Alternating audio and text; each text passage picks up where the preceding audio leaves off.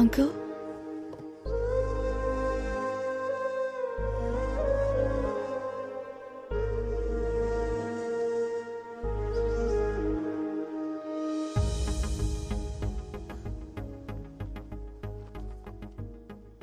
ఒక 2 minutes మీతో మాట్లాడాలి అంకుల్. మీరు మమ్మల్ని హేట్ చేయడంలో ఒక న్యాయం ఉంది అంకుల్. మేము ఇండియన్స్ మీద అంత వైలెన్స్ చేశాం, స్లేవ్స్లా ట్రీట్ చేశాం. ఎన్నేళ్లు గడిచినా ఆ హేట్రెడ్ మాత్రం అలాగే ఉంది అంకుల్. మై గ్రాండ్ మా టోల్డ్ ఇండియా అందరినీ హక్ చేసుకుంటుందని, లైఫ్ ఇస్తుంది అని. కానీ నాకు అదృష్టం లేదు అంకుల్. ఆనంద్ లాంటి ఒక కైండ్ పర్సన్ ఒక అర్థం లేని పగకి బలవుతాడని అనుకోలేదు. ఆనంద్ నా లైఫ్లో ఎప్పుడు తోడుగా ఉంటాడని అనుకున్నాను, కానీ జ్ఞాపకంగా మిగులుతాడని అనుకోలేదు. These are all original land documents, uncle. And one more thing, uncle. ఇంతవరకు మా వల్ల మీకు జరిగిన అన్ని అన్యాయాలకి ఆల్ బ్రిటిష్ పీపుల్ తరపున, మీరు పడ్డ కష్టాలకి అందరి తరపున సారీ అంకుల్.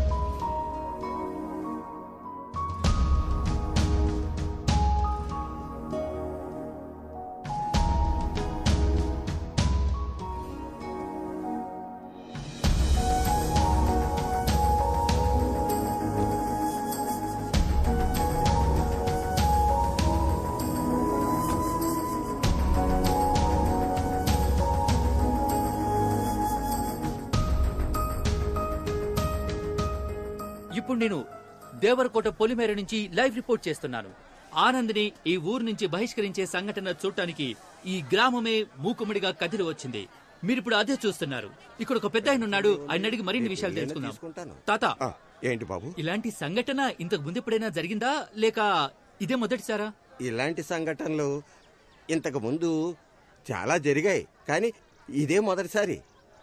చూశారుగా జనం ఎంత ఆతృతగా ఎదురు చూస్తున్నారు.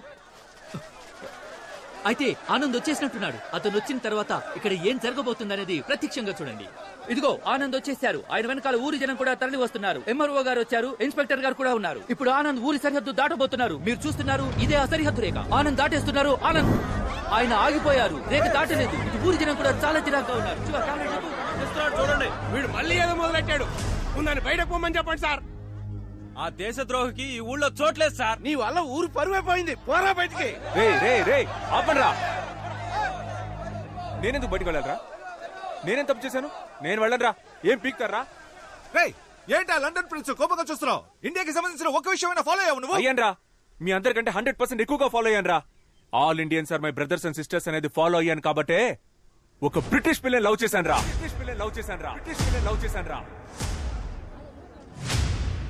జామకాయలు 10 రూపాయలకి 4, 5 రూపాయలకి 2 తీసుకోండయ్యా. మామ, నేను ఇప్పుడే స్టార్ట్ చేశాను మామ. ప్లీజ్ కొంచెం పక్కకి వెళ్తావా? జామకాయలు 4, 20 రూపాయలకి 8. ఏం మాట్లాడతావురా? దేశభక్తి అంటే ఏంటో తెలుసా నీకు? అసలు దేశం కోసం ఏం చేసావు నువ్వు? మేమేం చేసామో తెలుసా? రంగు ముగ్గుల కాంపిటీషన్ లో ఇండియా మ్యాప్ నా కూతురుతో వేయించి దేశభక్తి 100 పోసాన్రా. అదిరా దేశభక్తి అంటే. జవాన్ సినిమా చూసి బయటికి వచ్చి ఇండియా ఇండియా అని గుండెలు పగిలేలా అరిచారా నేను, తెలుసా నీకు? రే నువ్వే కదరా మీ నాన్న మిలిటరీలో చేరమంటే గోడ ఎక్కి దూకి పారిపోయింది. ఈ విషయం ఊరంతా తెలిసిపోయిందా? ఇదేనేంట్రా మీ దేశభక్తి? ఇండియాకి పాకిస్తాన్కి వార్ జరిగితే కనీసం 100 మందన్నా చావాలని మీరు అనుకుంటారు, కానీ 2 దేశాల్లో ఒక్కరు కూడా చావకూడదని నేను అనుకుంటాను. ఏంటి మెసేజ్ ఇస్తున్నావా? రేపు చైనా వాడు వార్ చేస్తే సైలెంట్ గా ఉండాలా? ఈ మెసేజ్ మీకు మాత్రమే కాదురా, చైనాకి, పాకిస్తాన్కి, ప్యాన్ వరల్డ్ కి రా. ఈ నీళ్ళు తాగుతున్నాడేటి? తాగాడుగా ఇంకా వాగుతాడు. అయ్య బాబోయ్, ఇంకా మాట్లాడతాడా? జెసికా వాళ్ళ బామ్మ వార్ వల్లేరా దేశాలు తిరిగి ఎక్కడికి వెళ్లాలో తెలియక ఇండియాకి వచ్చింది. వార్ ఎంత భయంకరమైందో తెలుసారా? రష్యాకి ఉక్రెయిన్ కి వార్ వచ్చినందుకే ఇక్కడ పెట్రోల్ నుంచి కాయగూరల రేట్ వరకు అన్ని పెరిగాయని తెలుసారా? 1 కిలో బాటిల్ గార్డ్ ఎంతో తెలుసారా మీకు? రే, మీకు అసలు బాటిల్ గార్డ్ అంటే తెలుసారా? బాటిల్ గార్డ్ అంటే సొరకాయ.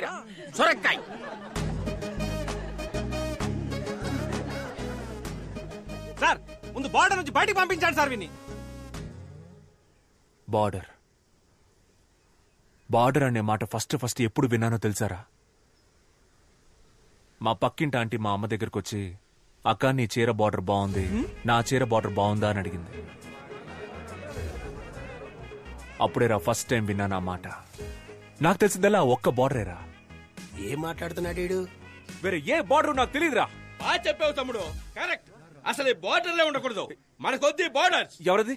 నేనే తమ్ముడు. అన్నా నువ్వు రానా సార్, కొంచెం తప్పుకోండి.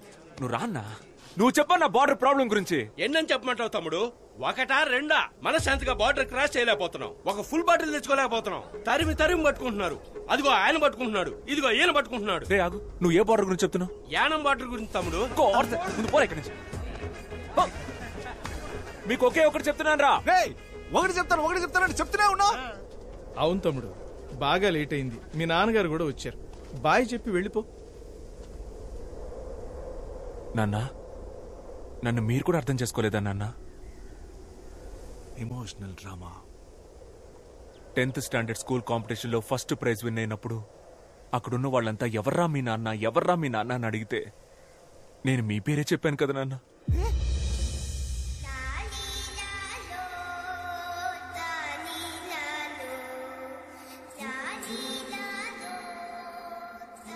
ఏం అవుతున్నాడు వాడు? టీచర్ని ఎక్కువ క్వశ్చన్స్ అడిగానని స్కూల్ నుంచి పంపించేశారు, స్లిప్పులు పెట్టానని కాలేజ్ నుంచి పంపించేశారు, సినిమా అయిపోయిందని థియేటర్ నుంచి పంపించేశారు, ఇప్పుడు లవ్ చేశారని ఊరి నుంచే పంపించేస్తున్నారు. ఇంటెలిజెంట్ పీపుల్ అంటేనే మీకు నచ్చదు కదరా. ఆ రోజు సోక్రటీస్, ఈ రోజు నేను. పోన్రా నేను. ఒక బ్రిటిష్ అమ్మాయిని లవ్ చేశానని ఒకే కారణం వల్ల కొంచెం కూడా హ్యూమానిటీ లేకుండా ఇలాంటి దారుణమైన పనికి తెగబడిపోయారు కదరా. కరోనా కాలంలో అన్ని దేశాలకి హెల్ప్ చేసినందుకు మనం ఇంకా ప్రాణాలతో ఉన్నాం. అప్పుడు గెలిచింది హ్యూమానిటీయా దేశభక్తారా? చెప్పండి రా, హ్యూమానిటీయా దేశభక్త? నీకు తెలుసా? నాకు తెలీదు. హ్యూమానిటీ అంటే ఏంటండి? హ్యుమానిటీ అంటే నాకు తెలీదా? హ్యుమానిటీ అంటే హ్యుమానిటీ. దీనికి సమాధానం మా అయ్యగారు చెప్తారు. హ్యుమానిటీయా దేశభక్తి? దీనికి ఆన్సర్ ఏంటో నాకు తెలుసు, కానీ ఈ ఆన్సర్ ప్రపంచానికే వినపడేలా గొంతెత్తి చెప్తాను. సూపర్ అయ్యా. సేమ్ ఇలాగే. ఇప్పుడు నాకు 67 ఏళ్ళు వచ్చాయి. ఈ ఊళ్ళో 66 ఏళ్ల వయసున్న వాళ్ళు ఉంటారు, 68 ఏళ్ల వయసున్న వాళ్ళు ఉంటారు, కానీ ఒకే ఒక్కడైనా 66 ఏళ్ల వయసులో నాకన్నా పెద్దోడు అవ్వగలుగుతాడా? ఈయన జవాబు చెప్పేలోపు ప్రశ్నే మర్చిపోయేలా ఉన్నాం. నా జవాబు నేను చెప్పాను, ఇంకా మీరే చెప్పాలి. మా నోడేదో అడుగుతున్నాడు, ఏం చెప్దాం? కొత్తగా ఏదో హ్యుమానిటీ అంటున్నాడు, మన కులపోలంతా హ్యుమానిటీ అందాం. హ్యుమానిటీ. ఆ కులపోలు చెప్పింది మనం ఎందుకు కాపీ కొట్టాలరా? మనం మార్చి చెప్దాం. దేశభక్తి. హ్యూమానిటీ దేశభక్తిలో కూడా కులం చూస్తారా మీరు? కులం, మతం, కలరు, కంట్రీ వీటన్నిటిని దాటి ఒక మనిషిని మనిషిగా చూసే హ్యూమానిటీ మీ అందరికీ ఎప్పుడు వస్తుంది? చెప్పండి, ఆ హ్యూమానిటీ ఎప్పుడు వస్తుంది? తెలిస్తేనే కదరా వస్తుంది. బాబు,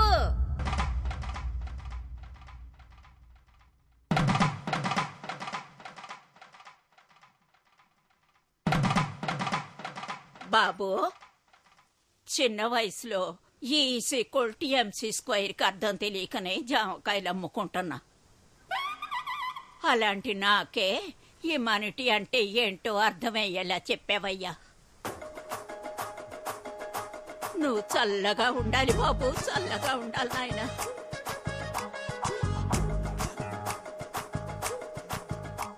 చూశారుగా, జాంకాయలమ్మే ఓ ముసలావిడికి హ్యుమానిటీ అంటే ఏంటో తెలిసింది. మరి మన ఊరి ప్రజలకి హ్యుమానిటీ గురించి ఏమైనా తెలిసిందో లేదో చూద్దాం రండి. కెమెరామెన్ జనాల వైపు ఓసారి కెమెరా తిప్పండి. తమ్ముడు ఇట్రా సార్ వస్తున్నా. రారా. చెప్పండి సార్. నేను ఫస్ట్ నుంచి హ్యుమానిటీయే. నేను హ్యుమానిటీలోనే పెరిగాను, దాని తర్వాత హ్యుమానిటీలోనే పుట్టాను. నేను హ్యుమానిటీయే, ఎప్పుడు హ్యుమానిటీయే, పైగా మేము అందరం కూడా హ్యుమానిటీయే. నేను కూడా హ్యుమానిటీయే సార్, హ్యుమానిటీయే. ఇప్పుడు చెప్పండి రా, హ్యుమానిటీయా దేశభక్త? ప్రేమ దేశమా? ఈజ్ ఈక్వల్ టు ఇప్పుడు ఈ ఊళ్ళో నేను జెసికాని మీట్ అవ్వచ్చా, మాట్లాడొచ్చా? చూడలేవు, మాట్లాడలేవు.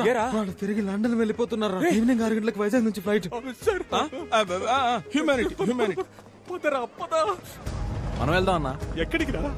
రే రే రే రే, తను జెసికాలో ఉందిరా. ఆపరా ఆపరా ఆపరా.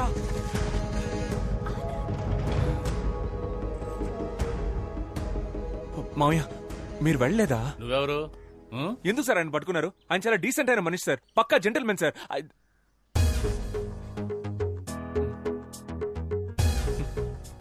ఆయన వదలరా సార్? వదలనే వదలం. మీరు సూపర్ సార్. మామయ్య సూపర్ మామయ్య. మామా నువ్వు బంగారం. నువ్వు నాతో మాట్లాడద్దు సార్, మాట్లాడొద్దని చెప్పండి. మాట్లాడకమ్మా. ఆనంద్ మాట్లాడుకో. నీకోసం నేను 3rd వరల్డ్ వార్ ఫేస్ చేస్తుంటే నువ్వు నన్ను వదిలేసి వెళ్ళిపోతున్నావు. ఆనంద్ ప్రేమ దేశం అంటే ఏంటో తెలుసా నీకు? అట్లీస్ట్ ప్రేమికుల రోజైనా తెలుసా నీకు? ప్రేమ అనేది తమ్ముడు ఇక్కడ కూడా స్పీచ్ ఇస్తున్నావా? నాన్నా మీరు నా స్పీచ్ విని మారిపోయారా నాన్న? నీ స్పీచ్ విని నువ్వు మారుండొచ్చు, మేమంతా స్టార్టింగ్ నుంచి కరెక్ట్ గానే ఉన్నాం. కదలుడు. అవును. ఎక్కడ్రా భూపతి? ఏ భూపతి, రారా. నా ఇమేజ్ అంతా స్పాయిల్ చేసావు. ఇవ్వమ్మా, ఇదిగా క్యాచ్. అది ఆయన. అవి మా బావగారికి ఇచ్చేయి. అయ్యా నోయా. రే ఇవ్వరా. అయ్యా కుదరదయ్యా. రేయ్ అది ఎక్కడ్రా? అయ్యా ఇదిగో. మళ్ళీ కత్తిచ్చిందే. రై చెయ్యవరా. ఇవ్వరా చెయ్యవు. ఇవ్వరా ఇవ్వ. ఇందులో ఒక చిన్న మ్యాటర్ ఉంది, నేను తర్వాత చెప్తాను. మీ అందరికి ఒక డౌట్ ఉంటుంది కదా, తెల్లవాళ్ల రక్తం అంతా తెల్లగా ఉంటుందని. ఇప్పుడు అది క్లియర్ చేస్తాను. బావగారు ఒకసారి చెయ్యండి. ఇవ్వండి ఇవ్వండి. 1 స్మాల్ కట్. రే చూసావా? చూసావు కదా, చూసావు కదా, రెడ్ కలర్ లోనే ఉంది. అందరి రక్తం ఎర్రగానే ఉంటుందిరా. అర్థమైందిగా? ఇవ్వరా. Nasty municipality. ఆనంద్ నాన్న ఇదిగా. బావగారు రండి. కోడలి పిల్ల రామా. ఆంటీ రండి.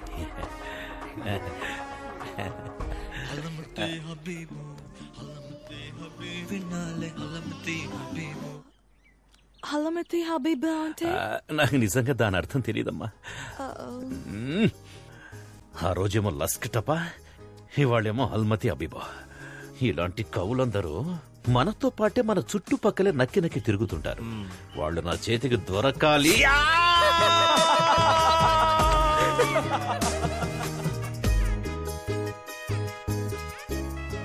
నిన్ను ఒక వారమే కదా ఊర్లో నుంచి బహిష్కరించింది.